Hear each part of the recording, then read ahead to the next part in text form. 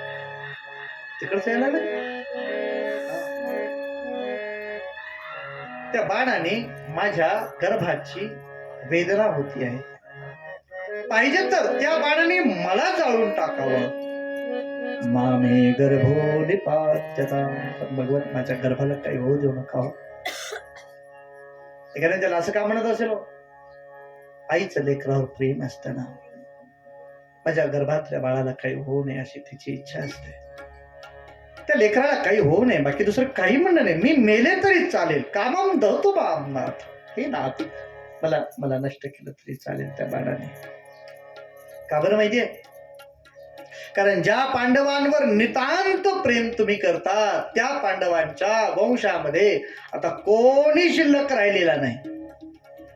5 पांडवांना अन्य 5 स्त्रियांच्या पासून झालेली पण मुलं होती, ती पण सगळे अभिमन्यू आहेत, ते सगळे मरण पावलीत मुलं भीमाची वगैरे.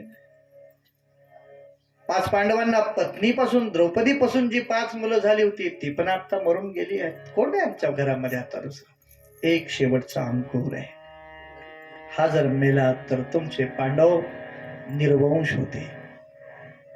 या कल्पायुष्य भावे तया कुळा, माझी आस कळा हरीच्या दास. नामदेवरायांची ही प्रार्थना जणू काही ती आज आपल्या मुखातून बोलते की त्या पांडवांचा वंश विस्तृत व्हावा, अकल्प चालावा. किंवा आणखी एक कारण काही जणांनी सांगितलं आहे, हा जो मुलगा आहे ना फार महत्वाचा आहे. हा जर मुलगा जर मरण पावला तर पुढे याच्यासाठी शुकाचार्य भागवत सांगणार आहेत. ते भागवत कुणाला सांगतील मग? म्हणून हा मुलगा जगला पाहिजे, वाचला पाहिजे.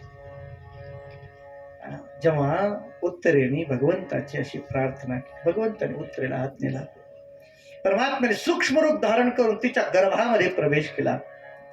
ज्या ज्या दिशेने ते तेज ब्रह्मतेज येत असेल, भगवान परमात्माने त्या दिशेला आपलं सुदर्शन चक्र लावलं आणि तो संपूर्ण ब्रह्मास्त्राचं तेज शांत करून टाकला, निर्भय केला तिला. मग भगवान बाहेर निघून आले. आता काही काळजी करू नकोस. जरी ते अमोघ होतं, अप्रतिक्रिय होतं, त्याच्यावर कुठलीही सत्ता चालत नव्हती ब्रह्मास्त्रावर, पण ते शांत आहे. आता तो निर्भय होऊन राहा, भगवंताने तिला सांगितलं. आणि मग भगवंताने सांगितलं आज कॅन्सल जायचं, आज आपल्याला द्वारकेकडे जायचं. कॅन्सल झालं, भगवान परमात्माने कॅन्सल करून टाकलं. सगळे रथ वगैरे जागच्या जागी लावण्यात आले. भगवंताच्या बरोबरचे सेवक वगैरे सगळे जण आपल्या अंतःपुरामध्ये निघून गेले. भगवान पांडवांच्या अंतःपुरामध्ये आले. सगळेजण भगवान परमात्माच्या बाजूने सगळे बसले आहेत. आणि त्यावेळेला त्या घरातली एक जखड वृद्ध स्त्री भगवंताच्या जवळ येते. कुंती भगवंताचं स्तवन करते. नमस्ते पुरुषं त्वाद्यं ईश्वरः प्रकृते परम.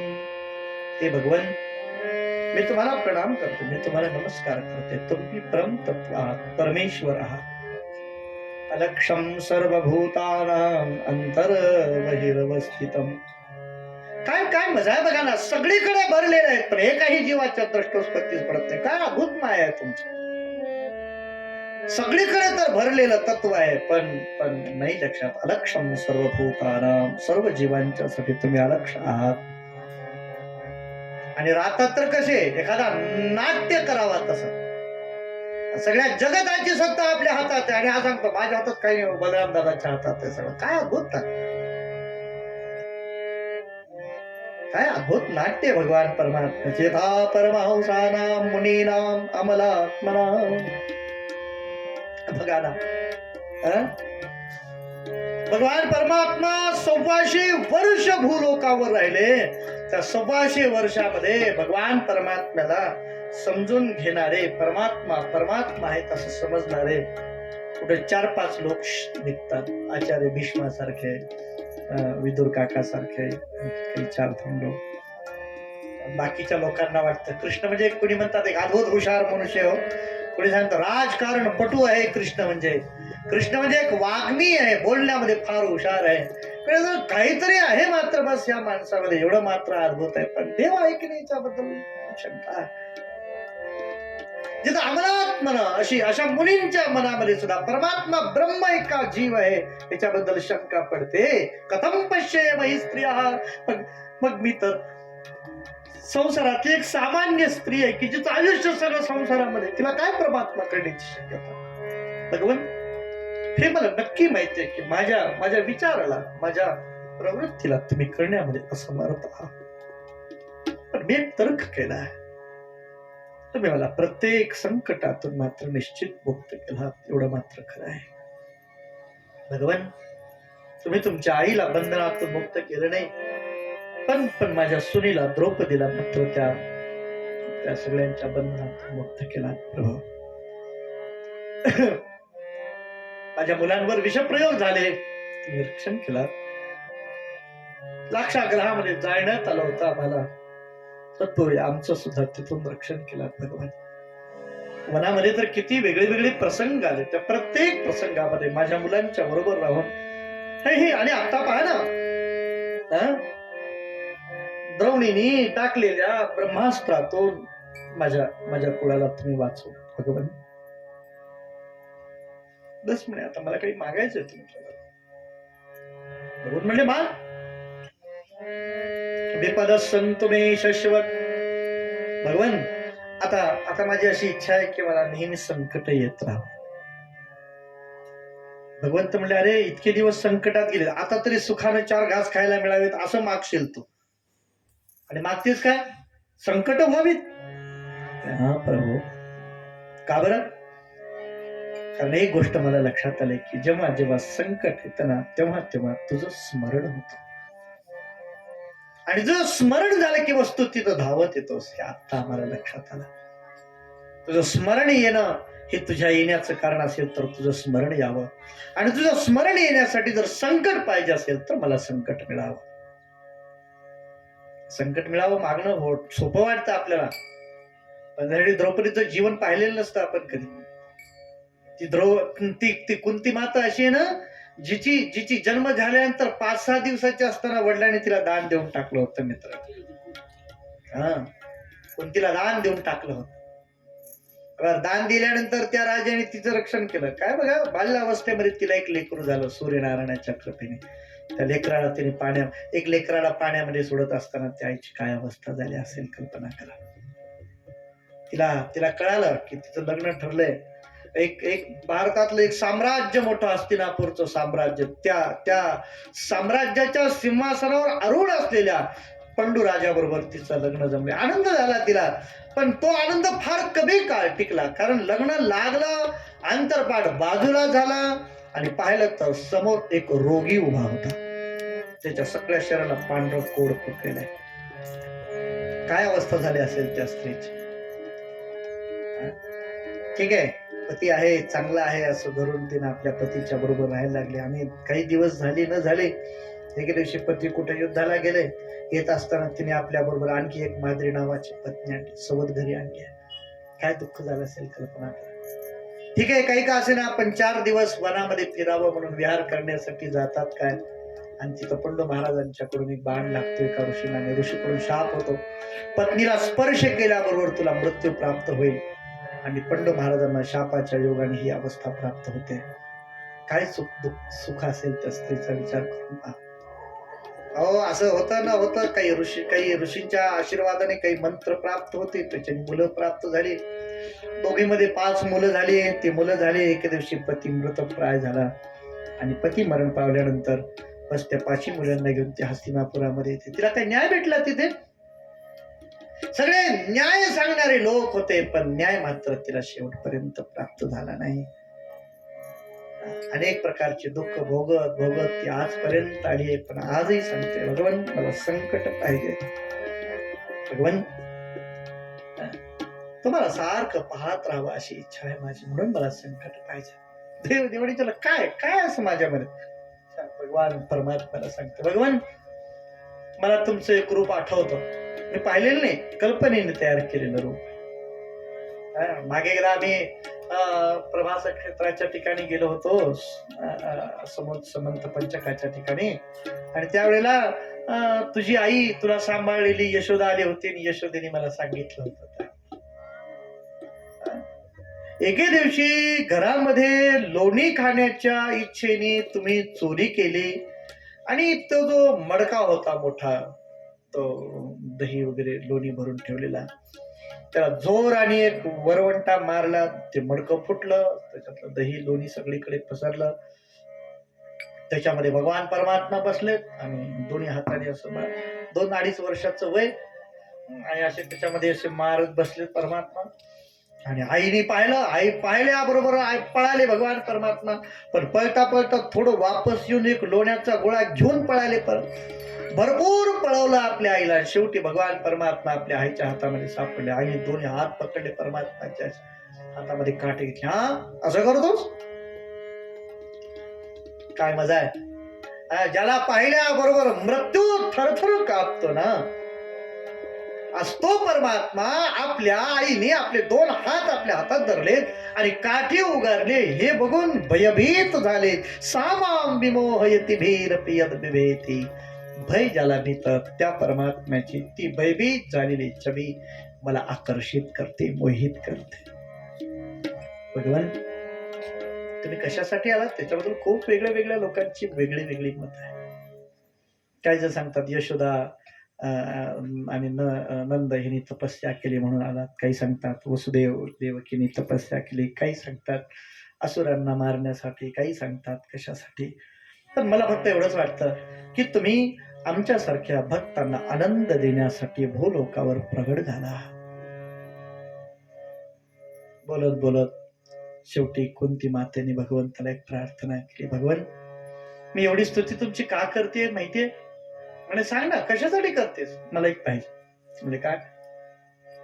माझं मन आहे ना, हे कधी कधी माझ्या वडिलांच्याकडे धावतं आणि कधी कधी माझ्या मुलांच्याकडे धावतं. पांडू कुळाकडे आणि वृष्णी कुळाकडे माझ्या मनाची गती धावत राहते. बस एवढं काम करा. माझ्या मनामध्ये या दोघांच्या बद्दल असलेले जे पाश आहेत ना, स्नेह पाशम इमम चिंदी दृढम पांडुषु वृष्णेषु. पांडू आणि वृष्णी कुळाबद्दलचा जो स्नेह पाश आहे तो मला माझा तोडून टाका. आणि जसं नदीचा वेग, प्रचंड वेग घेऊन ती नदी जशी समुद्राकडे वाहत जाते, तसं माझं चित्त तुमच्या ठिकाणी स्थिर होऊन तुमच्या ठिकाणी रममान व्हावं. बस एवढीच इच्छा आहे, दुसरं काही नाही. असं बोलून कुंती शांत झाली आहे. आणि मग कुंतीकडे बघून परमात्माने मंद हास्य केलं. मंदंजहास वैकुंठो. परमात्मा हसले म्हणे, मंद हसले परमात्मा. का बरं हसले माहिती? परमात्मा का हसले याचे सुद्धा अनेक जणांनी अनेक अर्थ सांगितले. परमात्मा का हसले? भगवंत म्हणले, एवढ्या लेट कळालं होय मी परमात्मा आहे म्हणून. आता माझं वय 70च्या घरात आहे, आता कळालं होय तुला मी देव आहे म्हणून. म्हणून हसलाय. तसं नाही म्हणे, शेवटी एवढ्या उशीर का असणार, तुला कळालं म्हणून हसले. याच्यासाठी नाही असले परमात्मा. परमात्मा याच्यासाठी असले. परमात्मा म्हणतात, आता ते रहस्य ना तुला कळाले, ओरडत सुटू नकोस सगळ्याला, नाहीतर पुढे मला काही लीला करायच्या त्याच्यात परेशानी होईल, कुणाला सांगू नकोस म्हणून परमात्मा हसले. परमात्मा का हसले? परमात्माने आपली माया तिच्या अंगावर टाकून दिली. हे सगळं कळालं होतं ना. परमात्म्याने आपली माया हसून, परमात्म्याचं हास्य म्हणजे परमात्म्याची माया आहे, ती परमात्म्याने तिच्या अंगावर झाकून टाकले. आणि मग काय झालं? मग ती म्हणायला लागली, कृष्णा आज तू नसता असता किती अवघड झाला असतं रे माझं, फार छान झालं. बरं झालं, आता राहा बरं 2-4 दिवस. हा, परमात्मा म्हणले चांगलं 15-20 दिवस राहणार आहे. म्हणले का? बाजूला काही परमात्म्याच्या जवळचे होते, ते म्हणले आता जायचं निघूत ना उद्या. ते म्हणले नाही नाही, 15-20 दिवस थांबायचे आता. म्हणजे का बरं थांबायचं? आणखी एक जण आपली वाट पाहतो आहे. ते कोण वाट पाहते बघा, लक्ष लावून ऐका, कान. कोणीतरी आपले माझे हात मारते ना. इतना तो करना स्वामी जब प्राण तन से निकले, गोविंद नाम लेकर तब प्राण तन से निकले. भगवान, ज्या वेळेला माझा मृत्यू होईल, मृत्यूची वेळ येईल ना, त्यावेळेला माझ्या मुखातून तुमचं नाम यावं, मला तुमचं दर्शन व्हावं. आचार्य भीष्म कुरुक्षेत्रावर बाणाच्या शय्येवर पडून भगवंताची आठवण करत होते. भगवंत मला त्यावेळेला दर्शन पाहिजे बरं. पीतांबरी कसी हो छवि मन में ये बसी हो, ओठों पे कुछ हंसी हो, तब प्राण तन से निकले. सुंदर पितांबर धारण केलेला, मंद मंद हास्य करणारे तुम्ही माझ्या समोर असावेत आणि त्यावेळेला मला माझा मृत्यू पाहिजे. इच्छा मरणी आहे ना मी, त्याच्या अगोदर मृत्यू माझ्या समोर उभा राहू शकत नाही. मी आव्हान केल्याशिवाय. भगवान त्यावेळेला कसं यायचं माहितीये? उस वक्त जल्दी आना नहीं शाम भूल जाना, राधा को साथ लाना, तब प्राण तन से निकले. श्री गंगा जी का तट हो, जमुना का बंसी बट हो, मेरा सावला निकट हो, तब प्राण तन से निकले. पुन्हा मनात विचार आला, भगवंताला आपण एवढी हे टाकावी का? आपण थोडे भक्त आहेत ना, एवढं टाकायचं असतं देवावर बा. देव आहे तो, मी सामान्य जीव आहे. हा ठीक आहे, थोडा वयाने जास्त असेल वगैरे वगैरे, पराक्रम थोडा जास्ती कमी असेल, पण याचा अर्थ मी एक सामान्य जीवच आहे ना. छोटे ते म्हणायला लागले भगवान, एक भक्त की है अर्जी, खुद गर्ज की है गर्जी. एक भक्त की है अर्जी, खुद गर्ज की है गर्जी, आगे तुम्हारी मर्जी, तब प्राण तन से निकले. गोविंद नाम लेकर तब प्राण तन से निकले. भगवंताची आठवण करते शांत आहे. उत्तरण्याला सुरुवात झाली. भगवान परमात्मा म्हणला, हे पांडवांनो चला, आता आपल्याला आचार्यांचं दर्शन घ्यायचंय. सगळ्यांना आचार्यांच्या जवळ आणला. अनेक प्रकारचे साधू मुनी ऋषी लोक तिथे आलेले होते. धर्मराजाला पाहून, भगवंताला पाहून सगळ्यांना आनंद झाला.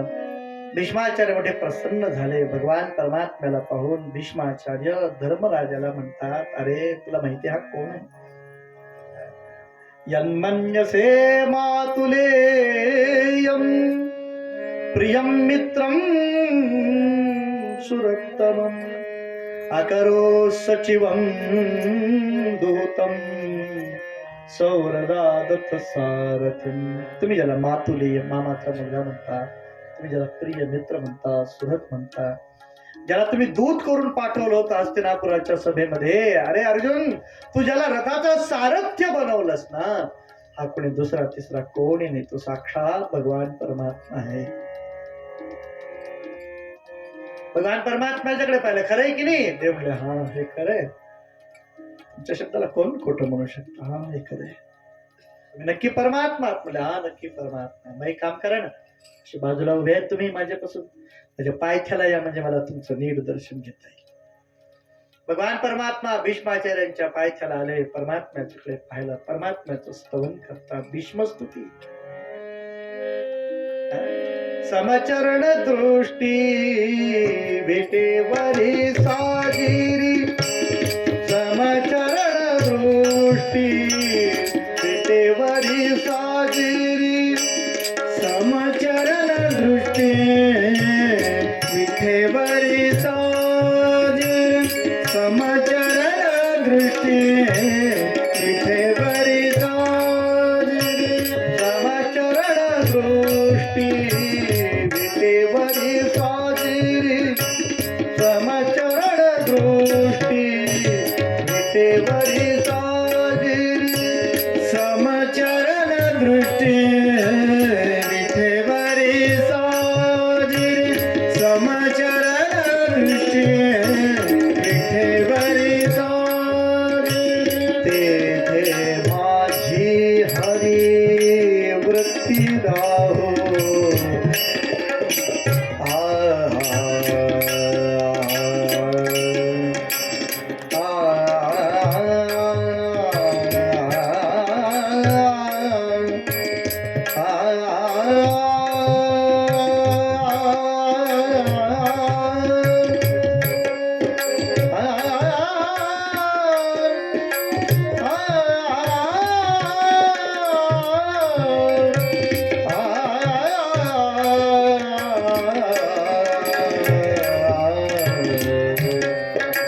इतिमतिरूप कल्पिता वितृष्णा भगवती सात्वत पुंगवे विभूमि स्वसुखमुपगते क्वचित विहरतुं प्रकृतिमुपेयुषयगत प्रवाह.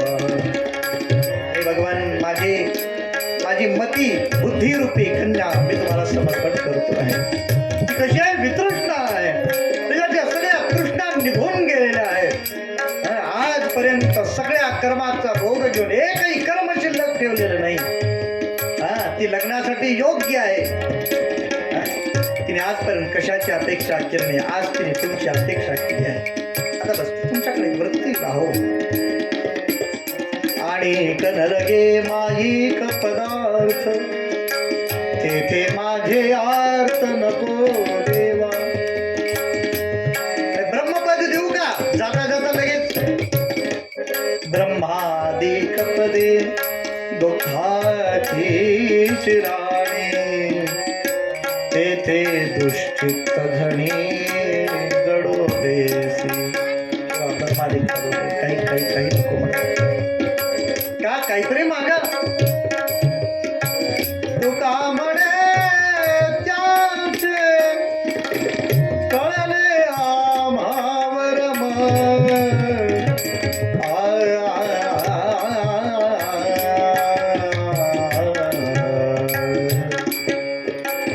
जय जय कर्म धर्म नासिवंत.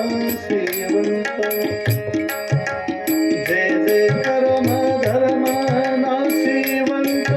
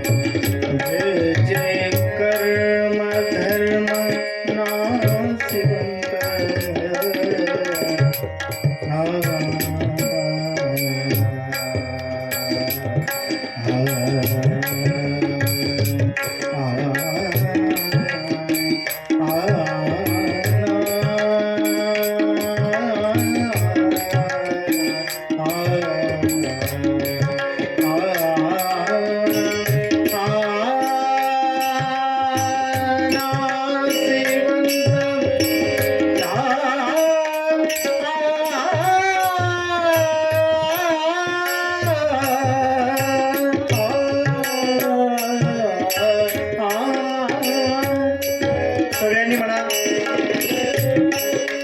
पांडुरंग पांडुरंग पांडुरंग पांडुरंग पांडुरंग पांडुरंग. टाळी वाजवा. पांडुरंग पांडुरंग पांडुरंग पांडुरंग पांडुरंग पांडुरंग पांडुरंग पांडुरंग पांडुरंग पांडुरंग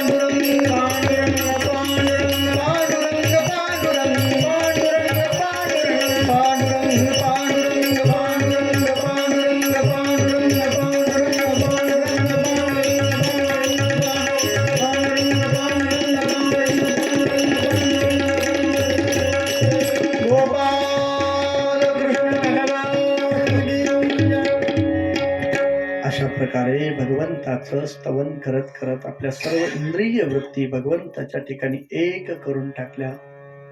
आणि एखादा पांथस्थ व्यक्ती जसं एखाद्या प्रवासाला गेल्यानंतर एखाद्या धर्मशाळेत राहतो आणि सकाळ झाल्यानंतर सोडून निघून जातो, तसं आपल्या पंचभौतिक देहाचा त्याग करून परमात्म्याच्या मध्ये स्थिर अवस्थेत प्राप्त झाले. थोड्या वेळ धर्मराजाने शोक केला. त्यांचा अंत्यकर्म वगैरे सगळं करवण्यात आला. सूत ऋषी शौनकादिक ऋषी लोकांना सांगतात परमात्मा वापस हस्तिनापुराला आले. मग परमात्मा तिथून द्वारकेकडे प्रयाण करतात. द्वारकेकडे येऊन परमात्मा थांबले. परमात्मा द्वारकेकडे निघून गेले. काही वेळेला जाणं येणं वगैरे झालं असेल. अलीकडे बरेच दिवस झाले होते धर्मराजाच्या हस्तिनापुरामध्ये कसलीच आनंदाची वार्ता नव्हती. धर्मयुद्ध झाल्यापासून सगळेजण थोडेसे दुःखीच होते. आणि अचानक एके दिवशी धर्मराजाच्या राजवाड्यामधून सनई चौघड्याचे आवाज यायला लागले. काय झालं असेल हो? हा? काय झालं असेल? अचानक सनई चौघड्याचे आवाज. अहो, जो मुलगा गर्भामध्ये मारला गेलेला होता, परमात्म्याने त्याला जिवंत केलं होतं गर्भामध्ये, तो उत्तरेचा मुलगा जन्माला आला. आणि तो मुलगा जन्माला आला. सगळीकडे आनंदी आनंद सुरू झाला. सनई चौकडे वाजले, आनंदी आनंद करायला लागले सगळे. पूर्ण हस्तिनापूर मोठा आनंदाने नाचायला लागला. चला, आम्हाला राजा भेटला, आम्हाला राजा भेटला, आम्हाला राजा भेटला. हळूहळू जे काही कर्म करण्याचे नियम होते त्याप्रमाणे सगळे केले. 12 दिवस झाले. 12 दिवस झाल्यानंतर मग आत्याने त्याला पाळण्यामध्ये टाकलं. त्याचं नाव ठेवलं त्या पोराचं. त्याचं नाव काय ठेवलं माहितीये? इकडं तिकडं बघणारा असं नाव ठेवलं. पोराचं नाव थोडं लांब लचक होतं. इकडं तिकडं बघणारा. ते शाळेतले एक सर पण आले होते. ते म्हणले आता कसं नाव ठेवावं लागेल हजरीवर. इकडं तिकडं बघणारा अभिमन्यू हस्तिनापूरकर. अहो, केवढं नाव मोठं झाले. त्याला सांगितलं असं का नाव ठेवला तुम्ही? ते म्हणले आत्या म्हणली काय करू म्हणले, पोरग मी पाहते आल्यापासून सारखं इकडे एकदा बघते, इकडे एकदा बघते, इकडे एकदा बघायला लागले, इकडे एकदा बघायला लागले. भागवत कधी संपते, 6 कधी वाजते. आजचा चहा आला नाही आज. काय सारखं इकडे इकडं बघायला नावच ठेवून टाकलं, इकडं तिकडं बघणारा. म्हणजे असं नको, फार मोठं व्हायला लागलं. थोडं नाव शॉर्टकट करता यायचं नाही का? आत्या हुशार होती, संस्कृतची तज्ज्ञ होती. आत्या सांगितलं करू शकते मी असं थोडंसं. म्हणजे कसं करणार? ते म्हणजे इकडं तिकडं हा जो 2 शब्द आहेत की नाही, त्या शब्दासाठी एक पर्यायी शब्द आहे परितः. आणि पाहणारा या शब्दासाठी एक छोटा शब्द आहे संस्कृतमध्ये इक्षती. म्हणून परितः इक्षती, त्याचं नाव परीक्षिती असं त्याचं नाव ठेवण्यात आलं. वा म्हणे, हे नाव छान आहे, परीक्षिती. छान नाव ठेवण्यात आलं. एखादी सहज त्या लेकराला विचारलं काय रे इकडं तिकडं का बघायला लागलास तू? म्हटलं मी गर्भात असताना की नाही माझ्या भोवताली एक जण फिरत होता. सारखा एकदा इकडे येत होता, सारखा एकदा इकडे. तो इतका सुंदर होता म्हणे. बाहेर आल्यापासून पाहतोय तो कुठं भेटतो का हे पाहण्यासाठी ते लेकरू आजूबाजूला पाहत होता म्हणे. ऋषी लोकांनी त्याचं जातक केलं, त्याचं भविष्य पाहिलं. म्हणजे फार शौर्यवान होणार आहे. एका अध्यायामध्ये त्याचं सगळं वर्णन केलंय. तो कसा होईल, त्याचा पराक्रम कसा असेल, तो दिसायला कसा आहे, तो राज्य कसं चालवेल, सगळं वर्णन तयार केलेलं आहे. धर्मराजाला मोठा आनंद झाला. हळूहळू धर्मराजाचं राज्य एकदम व्यवस्थित चाललं आहे. अनेक वर्ष निघून गेले. त्याच्यानंतर मग धृतराष्ट्र पण आपल्या मृत्यूगतीकडे निघून गेलेला आहे. आणि काही काळ वर्ष निघून गेल्यानंतर एकदा सहज अर्जुन धर्मराजाचा भाऊ अर्जुन भगवंताच्या द्वारिकेमध्ये गेला होता भेटण्यासाठी. आणि तो जेव्हा आला ना त्यावेळेस त्याने पाहिलं, तो हतोत्साह झाला होता, त्याचं तेज निघून गेलं होतं.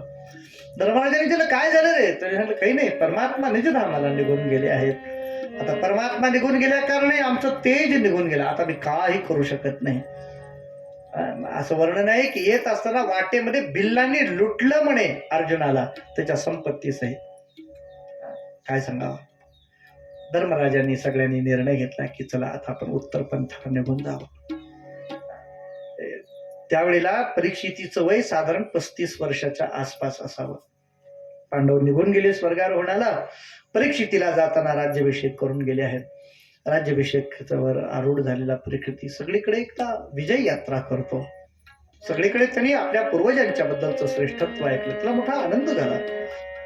आणि अचानक काही एके दिवशी त्याला असं कळालं की आपल्याकडे आता हळूहळू कलियुगाचा प्रारंभ झालेला आहे. कलियुग आलं हे कळाल्यानंतर राजाने सांगितलं कलियुगाला मी पाय ठेवू देणार नाही माझ्या नगरामध्ये, असा निश्चय करून तो सगळीकडे फिरायला लागला होता. एके दिवशी त्या राजाने पाहिलं एका रस्त्याच्या बाजूला एका चौकामध्ये एक गाय आणि एक बैल होते. त्यातला बैल हा जमिनीवर पडलेला होता, त्याचे 3 पाय तुटलेले होते बैलाचे. ती गाय डोळ्यातून अश्रू आणून बाजूला उभी होती. ते 2 जण काहीतरी बोलत होते. आणि बाजूला एक हातामध्ये काठी घेतलेला दुष्ट पुरुष त्यांना मारत होता. राजाने पाहिल्याबरोबर राजाला कोण आहेस तू या क्षणात तुला मारून टाकतो असं म्हणून आपलं खडग काढलं राजाने, तलवार. राजा मारण्यासाठी धावला त्याच्या अंगावर. तेवढ्यात त्याने आपल्या हातातली काठी टाकली आणि शरण आला. महाराज महाराज महाराज मला क्षमा करा, मी शरण आलो. राजाने सांगितलं आमचा नियम आहे, शरण आल्यानंतर त्याला रक्षण करणं, त्याला न मारणं हा नियम आहे. ठीक आहे, मी तुला माझ्या राज्यामध्ये जागा देणार नाही, मारून टाकणार नाही, पण राज्याच्या बाहेर निघून जा. म्हटलं महाराज मी बाहेर कुठं जाऊ सांगा ना, मी सगळीकडे फिरून आलोय, जिकडं समुद्र आहे, जिकडं पर्वत रांग आहे, तिथपर्यंत सगळीकडे तुमचंच राज्य आहे, दुसरं कुणाचं राज्य नाही, कुठं जाऊ सांगा. म्हणजे कुठेही जा, मला काही माहिती नाही, म्हणून माझ्या राज्यामध्ये राहायचं नाही. म्हटलं महाराज मला ठेवून घ्या, मी कामाचा मनुष्य. कोण आहेस तू, काय नाव तुझं, काय काम करतो? तर माझं नाव कली आहे. कली म्हणल्यावर तर राजा म्हणला तू आधी निघून जा माझ्या राज्यातून बाहेर. म्हटलं महाराज अहो नियम आहे हा, कृतयुग झाल्यानंतर त्रेतायुगाने यावं, त्रेताच्या नंतर द्वापाराने यावं, द्वापार संपल्यानंतर कलियुगाने आलं पाहिजे. भगवान निजधामाला गेले त्या दिवसापासून माझा काळ सुरू झालेला आहे. मग राजाने सांगितलं म्हणजे ठीक आहे, असं आहे का, ठीक आहे, मी तुला जागा देतो, तिथंच राहायचं, दुसरीकडे फिरायचं नाही. तर मला ठीक आहे, जिथं म्हणताल तिथं राहतो, काही अडचण नाही. राजाने कलीसाठी पहिली जागा दिली, द्यूतम. जिथं जुगार खेळला जातो ना तिथं जाऊन राहा. कलीने सांगितलं महाराज तुमच्या राज्यामध्ये कोणी जुगार खेळत नाही.